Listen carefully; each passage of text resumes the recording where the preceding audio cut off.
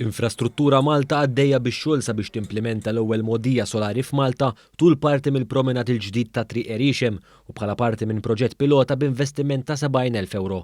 Waqt konferenza tal-aħbarijiet tħabbar kif din se tinkludi teknoloġija innovattiva biex tiġġenera l-elettriku li jmur direttament fis-Sistema Nazzjonali tad-Distribuzzjoni tal-Elettriku.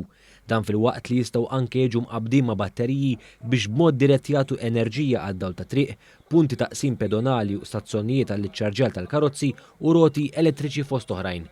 One News tkellem mal-perit tal-proġett Corin Dimek e kif qasmet aktar dettalji magħna dwar dan l-investiment sostenibbli. Il-bankina qed timbena b'mod li fija jkunu jistgħu jiġu integrati pannelli solari, ħajkun hawn ma' 36 pannella li flimkien se jiġġeneraw mal-4600 kWh ta' elettriku fis-sena u ħajkunu qed jiġu frankati mal-21 tunnellata ta' emissjonijiet ta' carbon dioxide. Il-mogħdija se tagħmel tajjeb għal 40% tal-elettriku li tiġġenera triq. Il-vantaġġ ta' din is-sistema hija li ħatkun qiegħda tiġġenera 40% tad-dawl li ħajkun qiegħed jintuża biex idawwal kemm it-triq kif ukoll il-promenad minnhom. Tabella diġitali li se jkun hemm ħdejn il-bankina solari se tipprovdi lill-pubbliku aġġornamenti diretti f'ċifri dwar kemm din tkun qed tiġġenera enerġija nadifa kuljum u kemm qed tifranka emissjonijiet ta' diossidu tal-karbonju.